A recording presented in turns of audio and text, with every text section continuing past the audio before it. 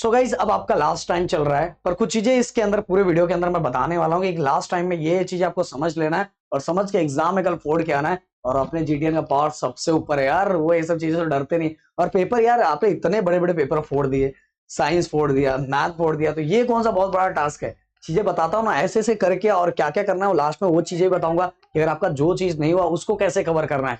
तो ये वीडियो बहुत इंपॉर्टेंट होने वाला है आप सभी के लिए। तो इसके अंदर सभी मीडियम को कवर करने वालों में इतिहास भी रहेगा, हिस्ट्री भी रहेगा, पॉलिटिकल साइंस भी रहेगा, राजशास्त्र भी रहेगा। तो सभी चीजें हम एक एक करके बताने वाले। सबसे पहले अगर मैं बात करूं तो जो पहला क्वेश्चन रहेगा आप सभी को, वो आप सभी का एमसीक्यूज रहेगा। और एमसीक्यूज आप आराम से कर सकते हैं यार, 3 मार्क्स तो आपको अपने आप मिल सकता है, समझ रहे हो ना। अगर आप चाहते हो, मैं बोला कि अब आपका वो टाइम आ गया इसकी तैयारी करने के लिए, अब इतना टाइम मत दो, मैं तो यही बोलूंगा।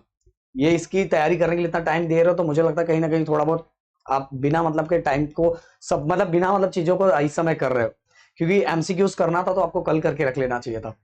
इसके बाद दूसरा, आइडेंटिफाई द रॉन्ग पेयर। गटातील चुकीची जोड़ी ओळखून करा।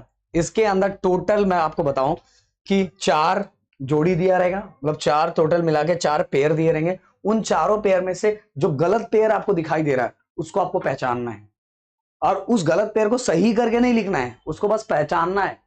तो भाई ये तो कहीं से भी हम पहचान सकते हैं, आप समझ रहे हो ना मेरी बात क्या बोल रहा हूं। तो 6 मार्क्स ऐसे ही हो गया। देन इसके बाद अगला, ये आप सभी का जो दिया हुआ है ये कृति है, मतलब concept. Okay, complete the concept, मतलब ये कॉन्सेप्ट मैप है। और अगर मैं बोलूं तो कृति, मराठी में कृति, तो ये कृति को फुल करना है, ये फिल करना है। तो यहाँ जो बॉक्स दिया रहेगा, जो क्वेश्चन पूछा रहेगा, वो बॉक्स सेम टू सेम जैसा बुक आपको क्वेश्चन पेपर में जैसा आया रहेगा वैसे का वैसा ही ड्रॉ करना है। और आपको पेन से ड्रॉ करना है, पेंसिल से भी कर दोगे तो कोई टेंशन नहीं है, पर मेरा सजेशन है पेन से करो। और अंदर का पहले पहले लिख लो, इसके बाद बॉक्स ड्रॉ करना है।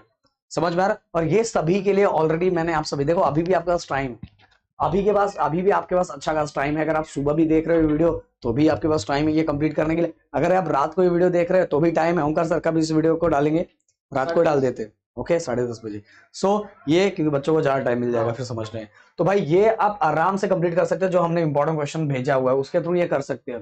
इसके बाद अगला, ये देखो गाइस, ये कैसा आने वाला टाइमलाइन जो दिया है, कंप्लीट द टेबल। इसके अंदर क्या दिया रहेगा, एक आपको ये काल रेखा तत्व पूर्ण करा है। इसके अंदर क्या रहेगा कि एक आपको मतलब हो सकता है यहाँ ईयर लिखा रहे तो उससे रिलेटेड कुछ लिखना रहेगा, या तो कुछ और लिखा रहे उससे रिलेटेड आपको ऊपर लिखना रहेगा। ऐसे एक बॉक्स रहेगा, उसके ऊपर वाला को क्या करना, फिल करना रहेगा। सोचो आपका पेपर ऐसा आ रहा है, इतना ज्यादा कुछ लिखने वाला नहीं आ रहा है। और ये भी मैंने आप सभी को भेजा हुआ है, ये भी मैंने भेजा हुआ है, तो इसको भी आप कर सकते हो। और आप हाँ, इसके अंदर एक चीज और, कभी ऐसा आ सकता है, या तो कभी आपको डायरेक्ट ऊपर दिया रहेगा और उसका नीचे भरना रहेगा, मतलब बॉक्स दिया रहेगा उसके आंसर जो क्वेश्चन पूछा रहेगा उसको नीचे आंसर देना पड़ेगा। बस एक मतलब एक वर्ड लिखना है उसका, समझ में आया। ईयर दिया रहा तो उससे रिलेटेड, इतना ज्यादा कुछ टेंशन नहीं है। आगे चलते हैं हम। टीपा लिया, या इंग्लिश में बोलूंगा शॉर्ट नोट। शॉर्ट नोट्स आप सभी को 2 मार्क्स के लिए आएगा। 4 पॉइंट लिखना है। कितने पॉइंट लिखने हैं, 4 लाइन लिखना है, पॉइंट बोल रहा हूँ, 4 लाइन लिखना है। और first point, second point, third point, fourth point. अब बोलोगे सर 4 पॉइंट तो अपने को याद नहीं हो रहा, 4 लाइनें अपने को जो लिखनी है वो याद नहीं हो रहा है, तो 4 पॉइंट याद कर लो ना, छोटे छोटे 4 पॉइंट से याद कर लो, उसी पॉइंट से 4 लाइनें बना दो, 4 लाइन। और हर लाइन को आप सभी को क्या देना है, 1 नंबर, 2 नंबर, 3 नंबर, 4 नंबर। पहला अगर आपको 2 याद हो गया तो ये 2 पहले लिखो, और तीसरे में उस चैप्टर से रिलेटेड लिख दो। हाँ, जो अगर भाई स्कॉलर है वो तो पूरा सही लिखेगा, बट ऐसा तो इससे अगर अगर टीचर कितना भी वो करेगी फिर भी आपको 1.5 मार्क्स आपको आराम से मिल ही जाएगा। और अगर आपने पूरा सही लिखा 2 मार्क्स मिल जाएगा। तो टेंशन क्यों ले रहे हो। अगर ये सभी चैप्टर का नहीं हो रहा तो जितने चैप्टर के हो पा रहे उतने चैप्टर के कर लो, आराम से इसको करके आओगे। तो मैं बोलूंगा कि हर चैप्टर को इसको करके जाओ। कैसे करके जाओ, तरीका मैंने बताया कि हर चैप्टर की स्टोरी की तरह समझ लो उसको, उसके अंदर कितने शॉर्ट नोट दिए हुए हैं उनको एक स्टोरी फॉर्मेट में समझ लो। उसके अंदर क्या, जरूरी नहीं कि आपको सेम टू सेम याद हो, बट सबको करके जाओ। इससे अच्छा क्या हो, कोई भी क्वेश्चन आएगा अगर समझ लो ये नहीं आया तो आपको ये आ रहा है, आराम से लिख के आओगे। ओके, देन इसके बाद अगला, एक्सप्लेन द कॉन्सेप्ट। इसका मतलब ये है कि गाइस आप सभी को एक मतलब एक कोई भी क्वेश्चन आएगा उसको एक्सप्लेन करना रहेगा, 2 मार्क्स का रहेगा, तो उसमें भी 3 या 4 पॉइंट लिख सकते हो। अगर ये भी आ सकता है आप सभी को, तो इसका भी वही एक्सप्लेन करना, वो टर्म्स को एक्सप्लेन करना है। इसके भी टोटल 4 लाइन यूज करने का, 2 मार्क्स है मतलब 4 लाइन फिक्स कर लेने का। उस चैप्टर से रिलेटेड जो भी है उसको लिख के आने का। अगर ऐसा है कॉन्सेप्ट को एक्सप्लेन करने के लिए आया तो ओके, एक टर्म्स जैसा हम एक्सप्लेन करते हैं, पर यहाँ 4 पॉइंट में एक्सप्लेन करने का। इसके बाद अगला मैं बात करूं कि explain the following statement with reason, मतलब कारण, मतलब जो विधान हमें उसको जो विधान लिखना है उसको कारण के साथ लिखना है, रीजन के साथ बताना है, रीजन के साथ बनाए। इसमें भी 2 मार्क्स। आपको जो क्वेश्चन भी पूछा हुआ उसके बारे में अगर कुछ चीजें आती है, उस चैप्टर के बारे में अगर नहीं आता, अगर एक्यूरेट आंसर आपको नहीं आता, उस चैप्टर से रिलेटेड उसका जो टर्म आ रहा है उसको लिखो, आराम से करोगे, आराम से कर लोगे। समझ में आ रहा है? और ये फिर से बता रहा हूं, अगर आपने स्टोरी समझ लिया है तो इसको भी आप लिख के आ सकते हो, पर कोई भी चीज छोड़ो मत। मैं एक स्टाइल बता दे रहा हूँ, एक फॉर्मेट बता दे रहा हूँ, इस वाइज आपको लिख के आना है। अगर इस तरह से लिखोगे तो ये भी करके आ जाओगे। इसके बाद अगला question based on passage. Okay, ये तो यार इतना सिंपल, इंग्लिश में आपने लिखा ही है ना, इंग्लिश में लिखा है ना। टोटल 4 मार्क्स आपके हाथ में है भाई, ये 1, 1 एंड 2 इस फॉर्मेट में आने वाला है। तो सबसे पहले पूरा पैसेज पढ़ लो, और वैसे स्टोरी आपको पता ही होगा, अगर आपने तैयारी किया है तो स्टोरी आपका जो भी पैसेज आएगा उसकी स्टोरी पहले से ही पता है, पर क्वेश्चन एक बार रीड कर लो, क्वेश्चन रीड करके पैसेज दो। और कुछ क्वेश्चंस अगर ऐसे होंगे कि आपसे पूछा होगा उसके बारे में, तो आपको जो लगता हो अपने वर्ड्स में लिख दो, और अपने ओवन वर्ड्स में लिख सकते हो। समझ में आया? हाँ, अगर ईयर कहीं आपको याद ना हो, कहीं कभार आपको ईयर याद नहीं है, तो ईयर को मत लिखो, बड़े क्वेश्चन लिखते समय ईयर को मत लिखो, क्योंकि ईयर लिखोगे तो टीचर को डायरेक्ट टीचर की नजर में चले जाओगे। और आपको लिखने के टाइम क्या करना है, लिखने के टाइम एक चीज याद रखना, जब आप कोई भी चीज लिख रहे हो, जब कोई भी चीजें आप लिख रहे हो, तो अगर आपने अंडरलाइन मेन जो सही चीज है उसको अंडरलाइन कर दिया ना, तो उस पर टीचर का डायरेक्ट फोकस जाएगा। इसके बाद मैं बात करता हूँ आंसर इन डिटेल। इस चीज के लिए बता रहा हूँ, ये आपको आने वाला 3 मार्क्स के लिए। कितने मार्क्स के लिए? 3 मार्क्स के लिए। और 3 मार्क्स के लिए आता है। कभी कभार ना अपना लक अच्छा हो तो इसमें टोटल क्वेश्चंस पूछे रहते हैं, ऐसे ऐसे करके एक पिक्चर भी दिया रहता है, एक पिक्चर भी दिया है, उस पिक्चर से रिलेटेड क्वेश्चंस पूछा रहता है। कभी कभार डायरेक्ट ब्रीफ आ जाता है लिखने के लिए, तो जैसा आता है, अगर डायरेक्ट ब्रीफ आता है तो आपको 6 पॉइंट लिखना है। अगर आपको एक डायग्राम आ गया, डायग्राम से रिलेटेड क्वेश्चन पूछा है, तब तो आपके लिए बहुत आसान हो गया। समझ में आ रहा है? बहुत आसान हो गया। तो बुक में जो डायग्राम्स दिए हुए उसको एक बार नजरों पे से घुमा लो, ये किससे रिलेटेड है। टेक्सचुअल जो डायग्राम दिया है वो उसको नजरों से घुमा लो, क्वेश्चन बैंक का जो दिया उसको भी नजरों से घुमा लो, और अगर ब्रीफ ओनली बुक के पीछे कर लोगे तो भी आपकी बल्ले बल्ले हो जाएगी। तो भाई इस तरह से। अब इसके बाद अगर मैं बात करूं तो डिस्टिंग्यूश कभी आ सकता है, या तो question based on a picture, ये जो मैंने अभी बताया ये इसमें भी आ सकता है कि पिक्चर दिया रहेगा, उसको देख के अपने को क्या आंसर देना रहेगा, तो ये उसमें भी हो सकता है। Answer in a detail with the help of table, table एक दिया रहेगा, उसको देख के हमें क्या करना पड़ेगा, आंसर देना रहेगा।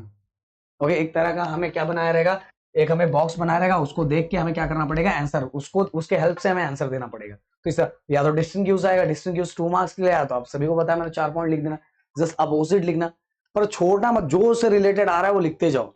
देन इसके बाद आगे राज्य शास्त्र मतलब पॉलिटिकल साइंस। ओके, अब ये पहला एमसीक्यूज, पहला आप सभी का एमसीक्यूज है, जो ऑलरेडी आप सभी को देखो उसमें भी नई नई चीजें स्टार्ट हो रही, ट्रू और फॉल्स विद द रीजन, ये याद रखना, ये याद रखना, ये आपका 2 मार्क्स के लिए आएगा।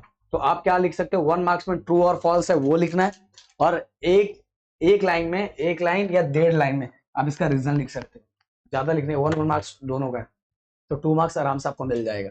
ओके, ये भी ऐसे क्वेश्चंस आ रहे हैं यार, अपना जुगाड़ आराम से अगर इशारों में भी हो जाए तो भी अपने को पता चल जाए। समझ रहे हो कि नहीं? ट्रू एंड फॉल्स, और आप सभी को पता है कि अगर फॉल्स है तो हमें क्या, अगर वो बरोबर है तो कोई टेंशन नहीं, अगर चूक है तो हमें उसका आंसर देना पड़ेगा, कारण क्या है वो लिखना पड़ेगा, और 1 से 1.5 लाइन में, ज्यादा मत लिखो, पूरे मार्क्स मिलेंगे आप सभी को।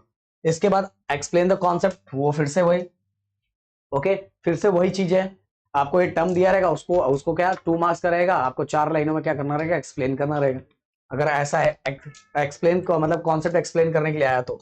अब देखो कॉन्सेप्ट मैप, फ्लो चार्ट, या तो आप सभी को आकृति जो दी रहती है, मराठी में आकृति बोलते हैं, इस तरह से आकृति को क्या मतलब जैसी भी आकृति है, आपके एग्जाम आपके क्वेश्चन पेपर में जैसी भी आकृति है वो आकृति को ड्रॉ करने का, ड्रॉ करके क्या करने का, वैसी आकृति ड्रॉ करने का। पहले ड्रॉ मत करो, मैं तो बोलूंगा पहले जैसा बनाया हुआ उसका आंसर लिख दो, फिर इसको याद उसको पेन से क्या करो, ड्रॉ कर दो।